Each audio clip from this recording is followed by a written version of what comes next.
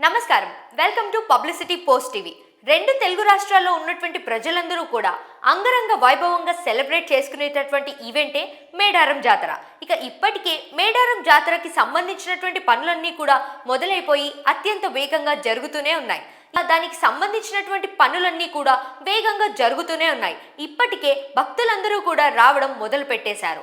అయితే ప్రభుత్వం కూడా డెడ్ లైన్ని ఇవ్వడం జరిగింది. అక్కడ జరగాల్సినటువంటి పనులన్నీ కూడా అత్యంత వేగంగా జరగాలి అని చెప్పేసి దానికి తగినట్టుగా జనవరి 10వ తేదీ వరకు డెడ్ లైన్ కూడా ఇవ్వడం జరిగింది. అయితే ఇప్పుడు మనం చూసుకుంటే జనవరి 10వ తేదీ వరకు ఈ డెడ్ లైన్ని ఇచ్చినటువంటి సమయంలోనే అక్కడ ఉన్నటువంటి పనులన్నింటినీ కూడా మార్పులు చేయడం అనేది అసాధ్యమనే చెప్పుకోవాలి. ఇక అక్కడికి ఇప్పుడే విచ్చేసినటువంటి భక్తులందరూ కూడా ఈ పనులన్నీ మేడారం జాతర మొదలయ్యేటటువంటి ఒక 6 నెలల ముందుగానే ఈ పనులను పెట్టుకుంటే ఈ పాటికే ఇవన్నీ పూర్తయిపోయే అవకాశాలు ఉన్నాయి. కానీ అలా చేయకుండా ఇంత సడన్గా ఇటువంటి పనులన్నింటినీ కూడా పెట్టుకోవడం మూలంగా అనుకున్నటువంటి సమయానికి ఆ పనులన్నీ చక్కదిద్దేటటువంటి అవకాశం అస్సలే లేదు అని చెప్పేసి భక్తులందరూ కూడా మాట్లాడుతూనే ఉన్నారు.